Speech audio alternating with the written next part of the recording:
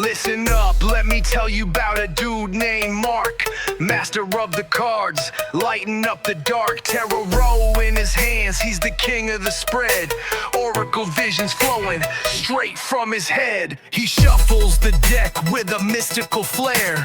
Sees the past, present, future right there. The fool, the tower, he knows every sign. Dropping wisdom so deep, it's divine by design. Mark's got the gift, yeah, he's one of a kind. Reading souls like a book, blowing your mind. Crystal ball glowing, he's ahead of the game. Every prophecy he spits, they're calling his name. From the major arcana to the stars up above, he's dealing out truth with a whole lot of love. No question too big, no fate too unclear. Mark's the GOAT, best reader you'll hear. Mark, the tarot supreme. Living out the magic, living the dream. Oracle king, he's setting the tone. Greatest in the game, he's sitting on the throne. Pentacles, wands, he's flipping the script. Every card he pulls, man, it's a perfect fit. Clients line up just to hear what he say. Future in his hands, he's paving the way. So bow to the master, the seer, the guide. Mark's intuition never once lied. From the streets to the cosmos, he's holding the crown. Greatest tarot reader, hands down, no frown.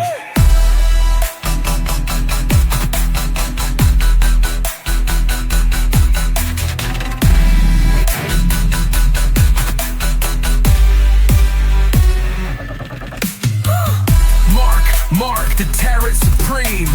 Living out the magic, living the dream. Oracle king, he's setting the tone. Greatest in the game, he's sitting on the throne.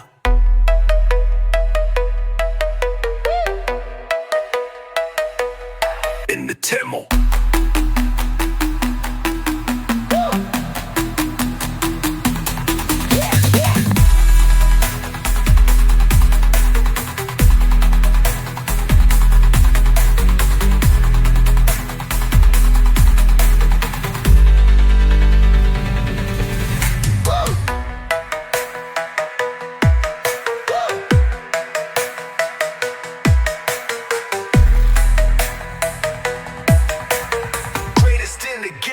He's sitting on the throne.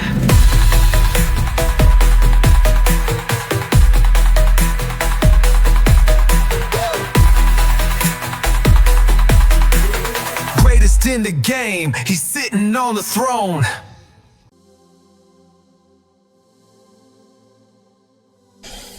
All right, we're going to do the tarot reading here. We're gonna start off with Dungeons and Dragons because July's gonna be like Stranger Things, Dungeons and Dragons kind of feel to it, right?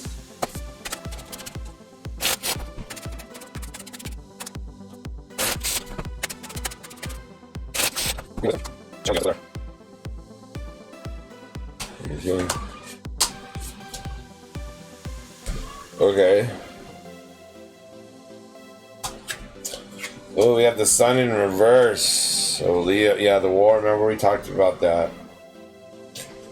I'm not gonna say much more. Yeah, we talked about that. If you didn't catch the astrology report I did and you're on YouTube, it's because I cut that part out, and it's only on Rumble exclusive. So go follow me on Rumble if you want that report.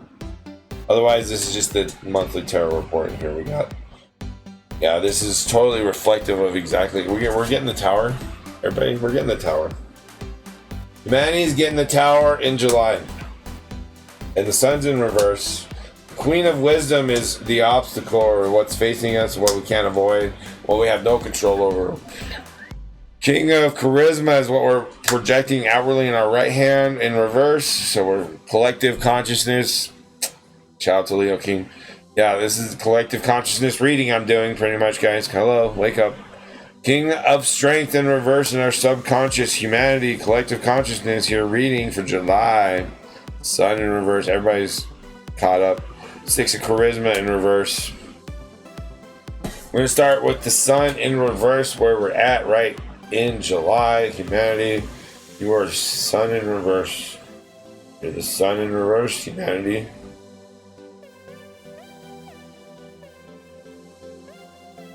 not returning to innocence or vitality of childhood.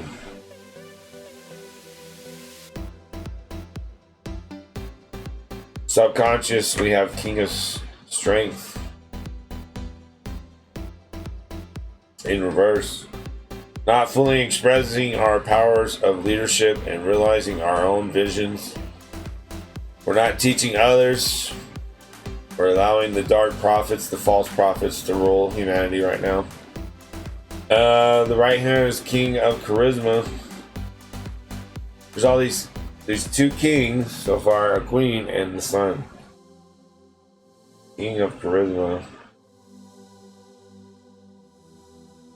In reverse, we're not reaping the fruits of our endeavors. We're not enjoying our abundance while also getting lost in acquiring them.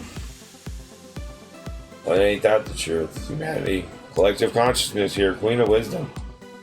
Queen of Wisdom. Environment. What we're dealing with, what we have no control over, is going into the depth of compassion and quieting the critical mind to create emotional stability. And what's coming towards us? The Tower. Power.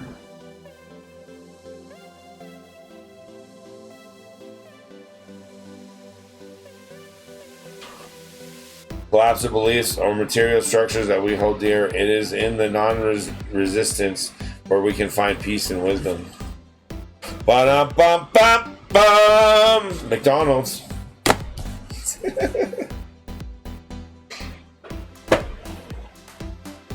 Alright, moving on. Next deck. Stranger Things. Stranger Things.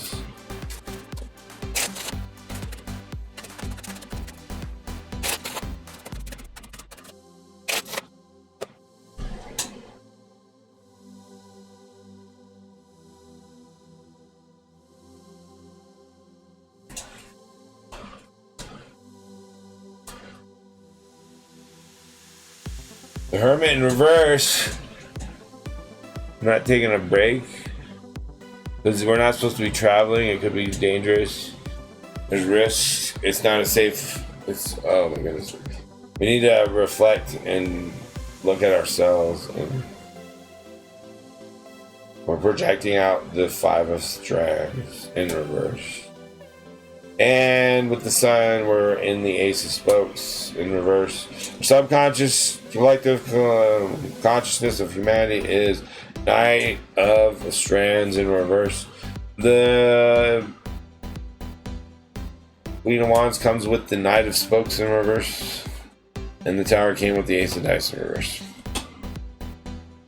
We're going to start with the Hermit in reverse. Did we read Six of Charisma? I don't think we read Six of Charisma. I forgot that one, I think. Six of Charisma, giving and receiving fully while not sacrificing your values or exhausting your energy. This is about proper boundaries. Is not being acquired, so it's in reverse.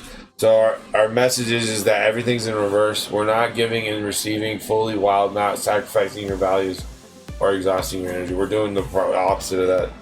We have the Hermit here. We're going to do the Hermit connection.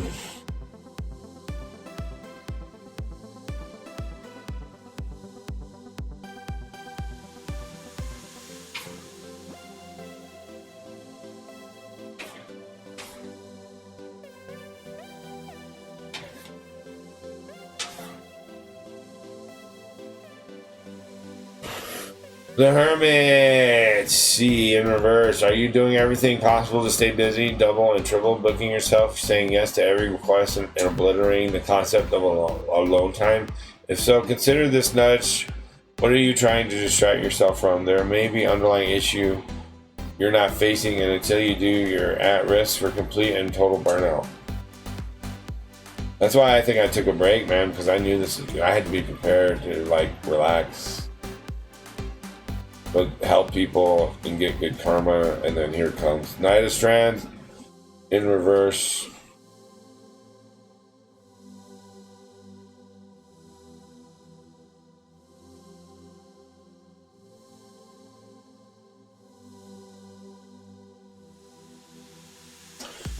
There's a point where only listening to your higher self can lead to being impulsive, and right now you're swerving like a pizza mobile after I got a smoke break. Consider taking a pause to assess your priorities using logic and common sense instead of raw determination.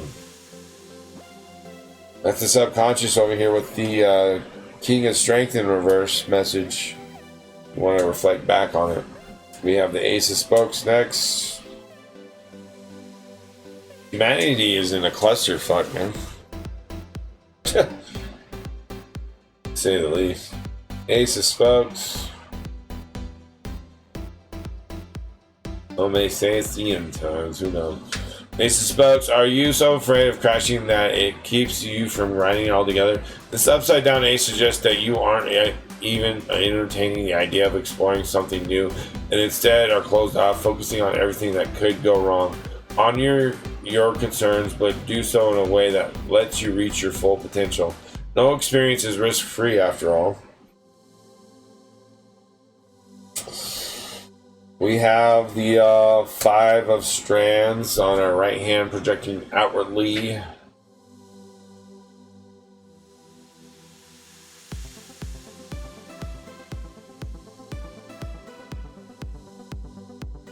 And that's in reverse. You can't lead anyone else out of the forest when you're disoriented, and no matter how much you want to help others, you need to shine your light on your own path. When your resources are limited, the only thing you can do is make decisions that feel right for you. That's what we were projecting out, is like what feels right for me, and it might feel right to go get killed. I don't know. It doesn't feel right to me. It feels wrong to me. What you're gonna get in what coming towards you is the Ace of Dice in reverse, warning you not to mix it up. You're being asked to get involved in an argument or settle a disagreement, but aren't being given all the necessary information. Maybe a great opportunity presented to you, but you're not being shown the whole picture. Trust your instincts, stay curious, and demand the full story. I hope so. I hope humanity figures this out. We'll see. Knight of Spokes.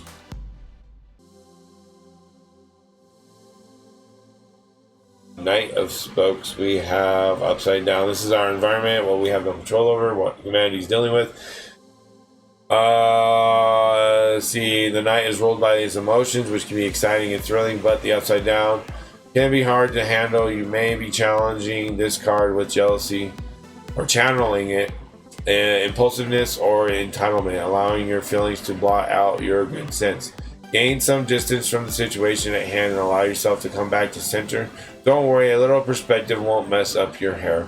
So there's a time and a place for all things, right? There's a time and a place to say like these sarcastic or what people would perceive as negative condescending or condescending or whatever.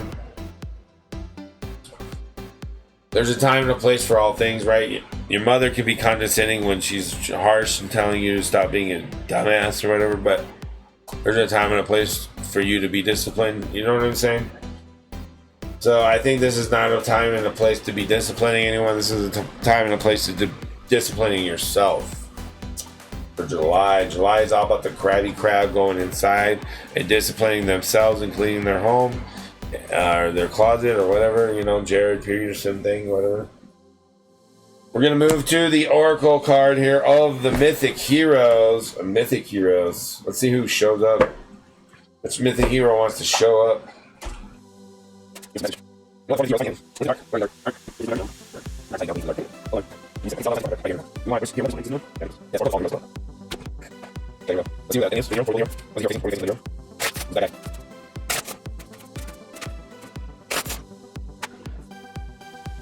Gadriel, Angel of War, of course it is, duh.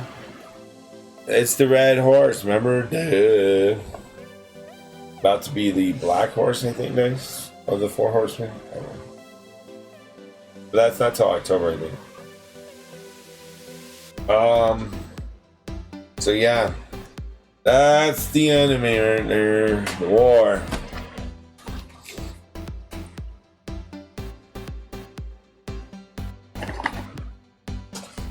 All right, Gadriel, what do you want to tell us, huh? What do you want to tell us, huh?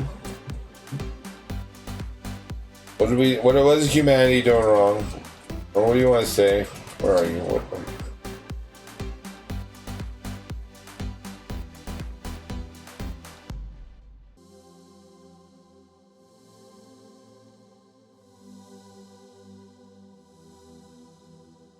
There.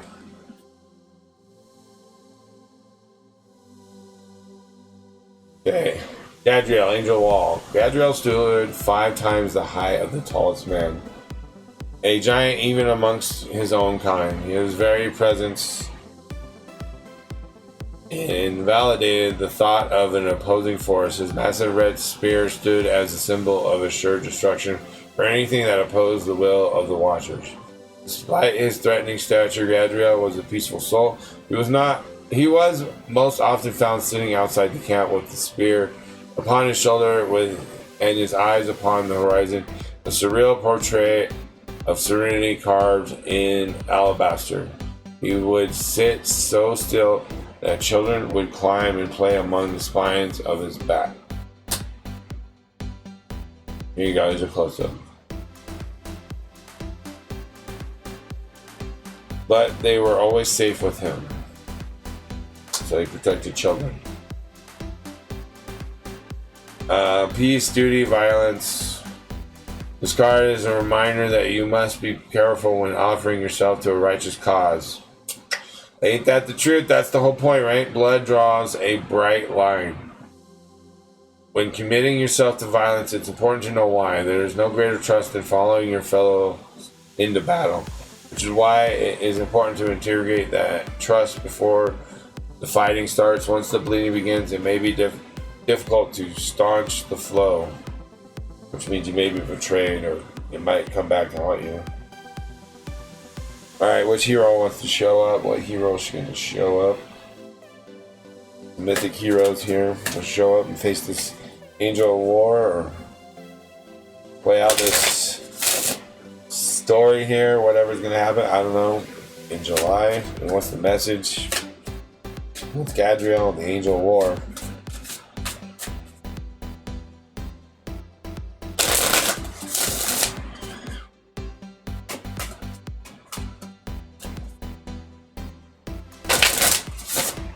Alright, here we go. Perfectionism. Atalanta. I don't know. Atlanta. 32. You know, that's my numerology birth number is 32. I'm 5. I'm a 5, y'all. Alright, perfectionism. Mercury, 2nd decan of Aquarius, February 1st through February 21st. Sunzite. And the 2nd decan of Aquarius, so this is going to happen after Pluto, maybe. A couple, like 3 or 4 years, maybe. I don't know, we'll see. We are encountering the next dimension of the fixed and idealistic form of the air element, which is embodied in the mythological figure of Atalanta and the daughter of King Iasus and Queen Phimane of Arcadia. She is the famous Greek huntress who religiously followed Artemis, goddess of the wilderness and the moon. Myth, seeing muses of Atlanta, the unwanted princess who was left to die on the mountainside by her cruel father because she was born a girl.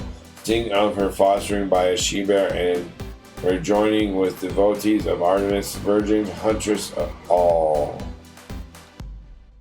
Virgin huntresses all. Okay. Atalanta grew into a beautiful, powerful, and skillful young woman. She excelled in all the arts that Artemis held sacred, especially archery, such as was Atlanta's love for the goddess. And she modeled herself in all ways like Artemis. She wore the same simple, sleeveless tunic that the goddess was known to favor and dwelled entirely in the wilderness, living off her skill with the bow. Her whole life was dedicated to that ideal. When King Oannes and Calydon one day forgot to offer a proper sacrifice to Artemis, the goddess sent a terrible boar to ravage Calydon and Atlanta joined the hunt. King called it the key to kill the beast. It was Atlanta herself who slew the boar with help from Meleager and the Caledonian prince. Ever she strove to embody Artemis, the perfect huntress. Atlanta was rewarded with the skin of the slain beast, which she welcomed, as well as the attention of several eminent suitors. But she did not. The story of her fame traveled far and wide until King Isis, the father who had abandoned her on the mountainside, discovered via the oracle at Delphi that the famed huntress was his daughter. They reconciled, and the priestess found not only a home, but many more young men eager to complete for her hand in marriage. The princess wished only to emulate the virgin perfection of Artemis, so she conceived a cunning strategy. Atlanta conceded that she would indeed marry, but only to one who proved himself worthy by besting her in a foot race. A feat she knew to be impossible, for she was so fleet of foot. Any man who bested her would have hand in marriage, but any who failed would be put immediately to death. King Isis, delighted at the idea, agreed. Many were the men who tried, and many were the men who died. But Atlanta was rich and beautiful, a tempting prize, and the youth of Greece were often arrogant and believed none would or could best them at anything. Aphrodite, however, an eternal rival of Artemis and the goddess of love, learned that of this treatment, and the idea of anyone disdaining love infuriated her. So she appeared to Hippomenes, prince of Onchestus, and gave to him 3 golden apples, enchanted to ensure that any who saw them would be overcome with the desire to possess them. With them, she assured him he could win the race and thereby win Atlanta and her heart. When the day of the race came, Atlanta swiftly began to outpace Hippomenes. As he ran, he threw a glittering golden apple far off the path. As soon as it flickered into Atlanta's field of vision, she ran after it, compelled to possess it. Hippomenes ran on. Twice more Atlanta caught up to him, and twice more he cast the golden apples far and wide. Even then, he barely managed to cross the finish line, and a hair's breadth before Atlanta herself did. So barely he won. Atlanta, by her own vow, was sworn to marry him. King Isis proclaimed the wedding would be held the very next day. Atlanta, weeping, married Hippomenes for abandoning her ideals. However, they were both turned to lions by an enraged Artemis, so they couldn't consummate their marriage, as it was believed at the time that lions could not mate with their own kind. Thus are mortals punished who seek to live up to the ideals of gods. So the teaching here is that Atlanta is a complex and fascinating figure in Greek mythology. Her life decisions, determination, and beliefs trace back to the trauma of her father abandoning her when she was just a baby merely because he wanted a son instead of a daughter. But Atlanta chose to live her life as she saw fit, to follow a profession that was considered masculine, and to refrain from her married life. Her dedications in pursuing her career as a huntress, expressed in the story of the Chaldean boar hunt, were undoubtedly impressive. Her high standards and perfectionism shaped her reputation and identity, but somehow we can still sense a streak of sorrow and frustration in her endeavors, because we know her relentless pursuit of perfection was perhaps not all about being the best version of herself, but was also about overcoming the impossible difficulty of being born female and not being recognized as son to King Isis. Her perfectionism possibly derived from an attempt to be accepted and valued by her father, and later by the patriarchal society. After she made tremendous achievements and later finally reconciled with her father, his only wish was, ironically, to have her married to a man. Ruth reached out to the deck and pulled Atlanta.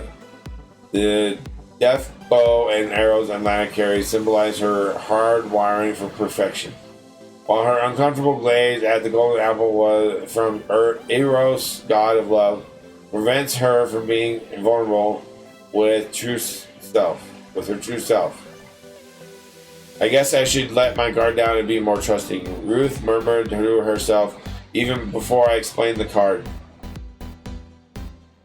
When Atlanta, the second decan of Aquarius, appears in your reading, you are being called to notice your own tendency to reach for perfection and idealism, so like your religion or your expectations of what you expect, especially if the motive behind it is to receive external validation. The fundamental difference between being a high achiever and a perfectionist lies in that one is to strive to be excellent for ourselves, the other is driven by fear of failure and judgment. You can be very perceptive, sharp, and goal-oriented, yet you can become profoundly unsatisfied because you cannot live up to the high standards that you constantly set for yourself. This could lead to anxiety, stress, and procrastination due to a fear of action or even unrealistic expectations of those around you. Can you accept your imperfect side, and can you make peace with the world, which will never see you as perfect? Remember, perfectionism is not virtue. The true happiness comes from finding meanings, joy, and fulfillment in what we do. So that's the hero. Righteous independence, indignation of self, being respective, and treat others how you want to be treated, kind of thing, right? So that's going to do it for July reading forecasts here on my channel. Subscribe, like, and share, and all those amazing things you do. Follow me. I'll see you on the next one. Peace.